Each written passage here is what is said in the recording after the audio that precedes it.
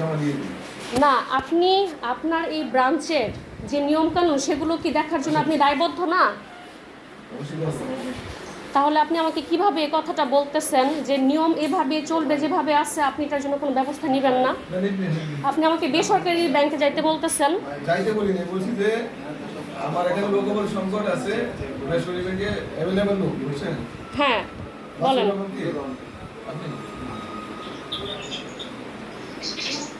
আপনার নামটা একটু কাইন্ডলি জানুন আমাকে। আপনি নাম দিয়ে কি করবেন? আপনার নাম বলতে সমস্যা? না, আমার কথা শুনেন। আপনি যদি নিয়মকানুন ঠিকঠাক ভাবে রাখেন, আপনার তো নাম বলতে সমস্যা নাই। আমার কথা শুনেন। বলেন। আপনি সেবা নিতে আসছেন। হ্যাঁ। আপনার সেবায় কোন যদি জমা দিলে হ্যাঁ, অসুবিধা থাকে, সমস্যা তো হয়েছে, সেটা সেজন্যই তো আমাকে আপনাকে জানাতে আসছি। সেটা আমি দেখবো, আপনি নাম দিয়ে। আপনি তো আমাকে ডিরেক্ট বললেন যদি এই ব্যাংকের সেবায় যদি আমার সমস্যা থাকে আমি যেন বেসরকারি ব্যাংকে যাই। এই কথা আমি বলি নাই। আপনি কি বলছেন তাইলে?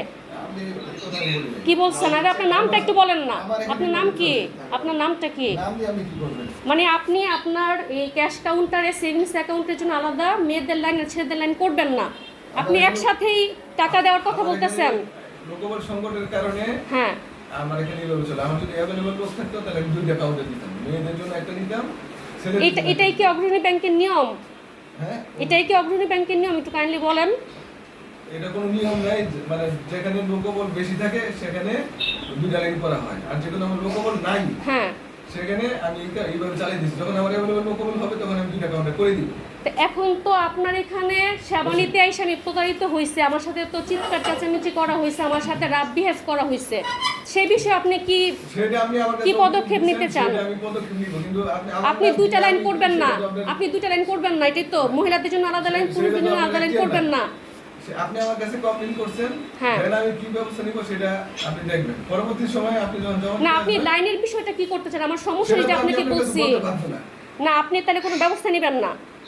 আপনি আমাকে কমপ্লেইন করছেন, হ্যাঁ, আমি এটা কি আচ্ছা, করতে আমি পারবো আমি সেটা তো আপনি দেখবেন। আমি তো প্রায় সময় আসি।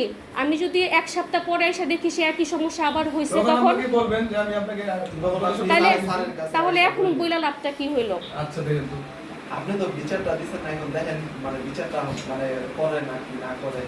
আচ্ছা, এখন কি আমরা দুইটা আমি যে জন্য আসছি, আমার সমস্যা আমি বলে যাই। আমি চাই ছেলে মেয়ে একসাথে গাদাগাদি করে না দাঁড়াইয়া মেয়েদের আলাদা লাইন হোক, ছেলেদের আলাদা লাইন হোক। এতে করে আমরা মেয়েদের আমাদের কষ্ট হয়, আমাদের সমস্যা হয়, সেটা আপনাকে জানাইতে আসছি।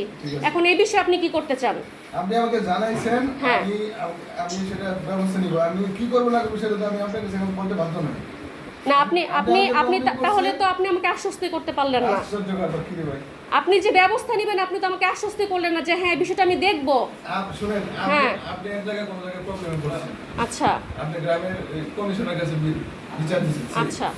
কমিশনার কি আপনার এক পক্ষের কথা শুনে বিচার করবে? আপনার না। কথা শুনবে?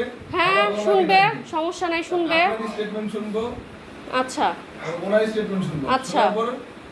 এরপরে আমি একটা ব্যবস্থা নিব। এরপরে আপনি যখন ব্যাংকে আবার আসবেন তখন যদি আচ্ছা। সেম প্রবলেম করে তখন বলতে পারেন যে আমি আপনাকে কোনোদিন আগে আচ্ছা। আজকে ফেব্রুয়ারি মাসের 8 তারিখ আমি এই সমস্যা আপনার কাছে জানাই গেলাম। ইনশাল্লাহ আমি এই মাসে আরেকবার আসবো। তখন যদি আমি আমার সমস্যার সমাধান না পাই আমি ঊর্ধ্বতন কর্মকর্তাকে এই বিষয়ে জানাবো। আচ্ছা ঠিক আছে, তখন আপনি জানাবেন। আচ্ছা, থ্যাংক ইউ।